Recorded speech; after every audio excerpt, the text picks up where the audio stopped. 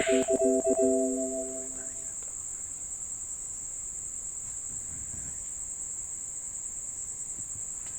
everyone, how are you? My name is Rafael Nawad, and this night I'm going to talk to you about one of the best places in the world to visit on vacation, or one special occasion, or just to go one exciting excursion with your friends.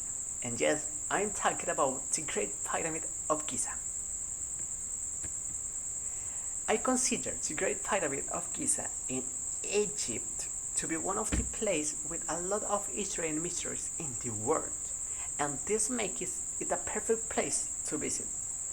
Just by hearing his name, we wonder who was it possible to make this perfect work many years before?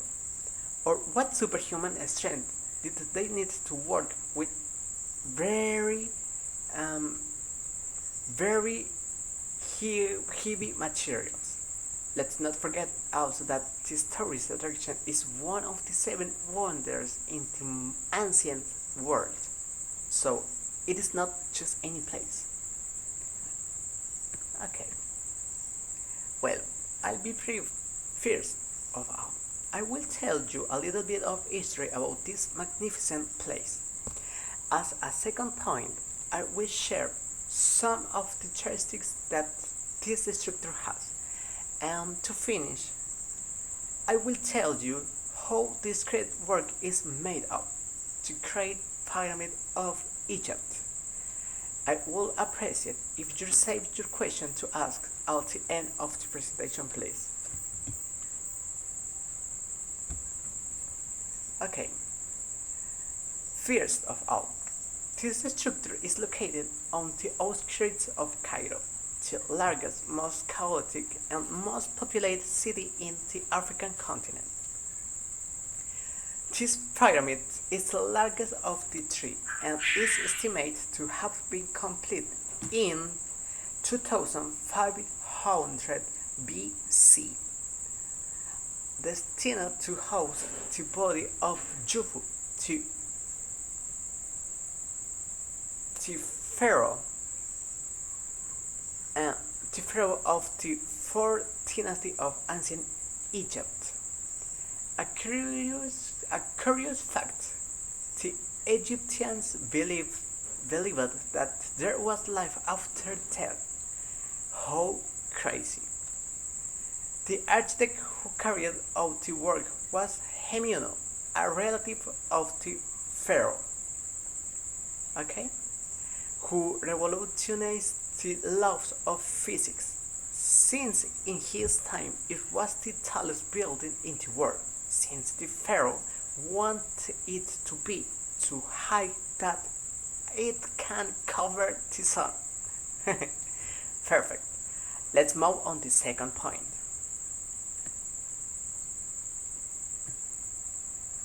Now, what characteristics does the Great Pyramid of Giza have?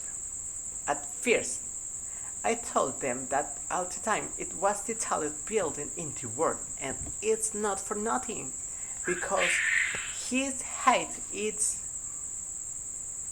145 and the base 52 meters. Okay? It was until skyscrapers began to build that the Great Pyramid was the tallest building in the world.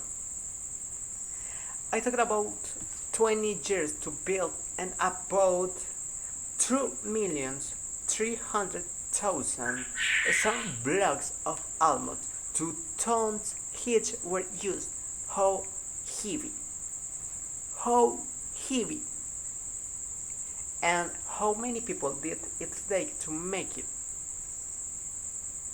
Well, it's talk about 100,000 slaves who worked tirelessly to finish it.